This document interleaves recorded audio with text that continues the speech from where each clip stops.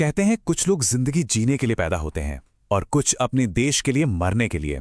भगत सिंह वो उन्हीं में से एक थे, एक ऐसा नौजवान जिसने मौत से ज्यादा आजादी को प्यार किया। तो ये कहानी सिर्फ एक इंसान की नहीं बल्कि उस विचार की है जो फांसी के फंदे पर झूलकर भी हमेशा के लिए अमर हो गया। तो सवाल यही उठता है, आखिर सिर्फ 23 साल की उम्र, इतनी छोटी सी उम्र में कोई मुस्कुराते हुए मौत को गले कैसे लगा सकता है? मतलब फांसी के फंदे को चूमना ये कैसे मुमकिन है? इसी सवाल का जवाब हमें भगत सिंह की कहानी में मिलेगा। भगत सिंह की कहानी किसी एक दिन में नहीं बनी, ये उस माहौल की देन है जिसमें उन्होंने अपनी आंखें खोली। चलिए देखते हैं कि कैसे एक बच्चा एक महान क्रांतिकारी बन गया। 28 सितंबर 1907 लायलपुर, जो आज पाकिस्तान में है, वहां भगत सिंह का जन्म हुआ। उन्होंने एक ऐसे भारत में सांस ली जो गुलामी की जंजीरों में जकड़ा हुआ था। और फिर 1919 में हुआ जलियांवाला बाग हत्याकांड, एक ऐसी घटना जिसने पूरे देश की रूह कपा दी। जब ये सब हुआ तब भगत सिंह की उम्र सिर्फ 12 साल थी। जरा सोचिए, एक 12 साल के बच्चे के मन पर उस खूनी मंजर का क्या असर पड़ा होगा। अगले ही दिन वो बच्चा जलियांवाला बाग पहुंचा और वहां की खून से सनी मिट्टी को एक बोतल में भरकर घर ले आया। देखिए, वो सिर्फ मिट्टी नहीं थी, वो एक संकल्प था, एक कसम थी कि ये मिट्टी अब और गुलामी नहीं सहेगी। और शायद उसी दिन एक सच्चे क्रांतिकारी का जन्म हुआ था। भगत सिंह का इनकलाब सिर्फ जोश पर नहीं टिका था, बल्कि उसकी नींव थी गहरी सोच और पढ़ाई। उनके असली हथियार उनके विचार थे।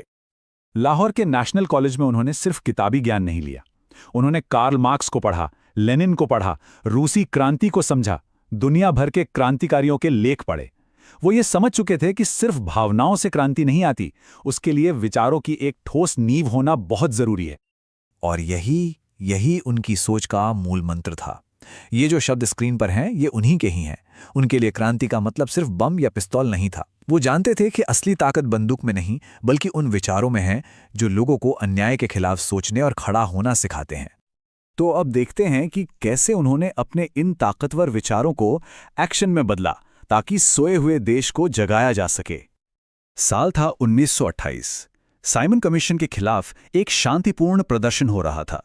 अंग्रेज पुलिस ने लाला लाजपत राय पर इतनी बेरहमी से लाठियां बरसाईं कि उनकी मौत हो गई। इस घटना ने भगत सिंह और उनके साथियों को अंदर तक हिलाकर रख दिया। तो उन्होंने फैसला किया उस पुलिस अफसर सॉन्डर्स को मारने का जिसने लाठीचार्ज का हुक्म दिया था।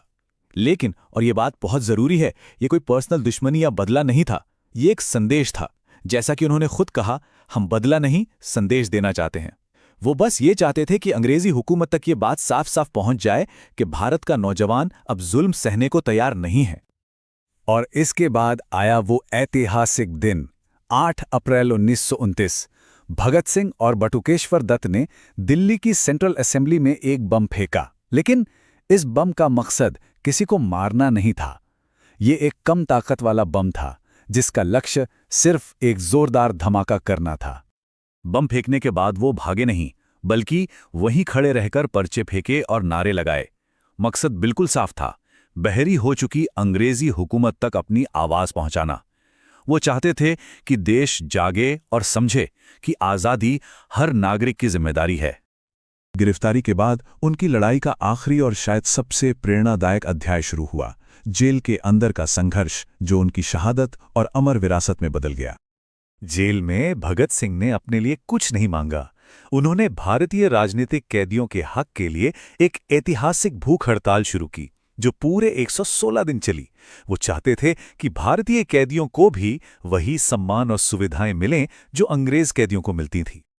इस लंबी भूख हड़ताल ने कई कैदियों को तोड़ दिया। उनके एक साथी जतिन दास ने तो अपनी जान तक दे दी। लेकिन भगत सिंह की आत्मा अडिग रही। उनका शरीर भले ही कमजोर हो रहा था, पर उनका हौसला चट्टान की तरह मजबूत था।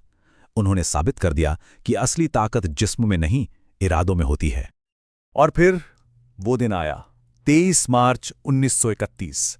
ब्रिटिश सरकार ने भगत सिंह, राजगुरु और सुखदेव को फांसी दे दी।